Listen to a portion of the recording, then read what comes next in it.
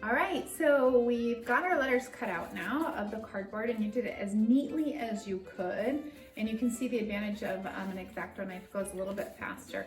But so I have my two pieces, and they match up, which is great. You want to make sure they actually match up. Every little step counts. So if they don't match now, they're not going to match later magically, right? All right, so what we have to do now is determine our depth of our project. So we're doing this letter design, and we want to think about how deep do we want it to be, how boxy, right? I think for if you do a letter that is about the size of a piece of printer paper, I think 2 inches is about a good depth. You could go deeper, but I would not go any narrower than that, or it may not balance very well when you're all done.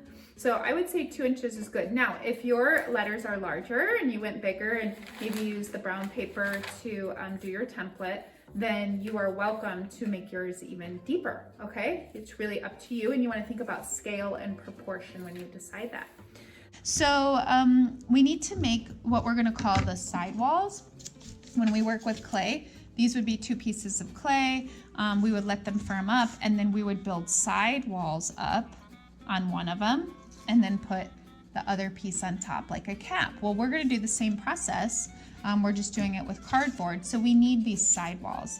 So 2 inches is what I'm going to do. And here's how I would do it and how I suggest you do it. Use your ruler. You want things to be perfect. If they're not really measured and right, they're going to come out really wonky in the end. So I want to start off doing myself a favor and do it the best I can.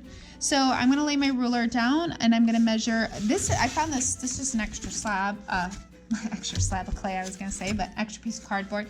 This is a nice flap that has a perfectly straight edge. So since that edge is already straight, that's one less cut I have to make.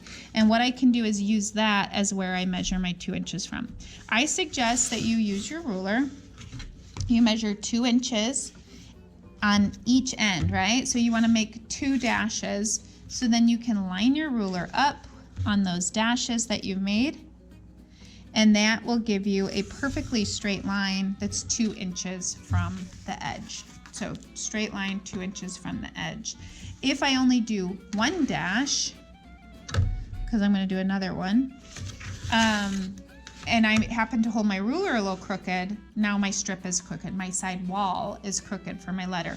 So to prevent that from happening, you're going to hold your ruler as straight as you can, and you're going to put a 2 dash, a mark at the 2 inches, mark at the 2 inches, and then I line those marks up, okay? You do have to hold your ruler straight or it doesn't work.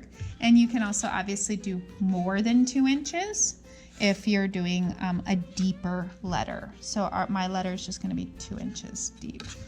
These are the sidewalls. So I'm going to call these like our strips of clay or strips of cardboard, sorry. And I've got a couple of them already all done.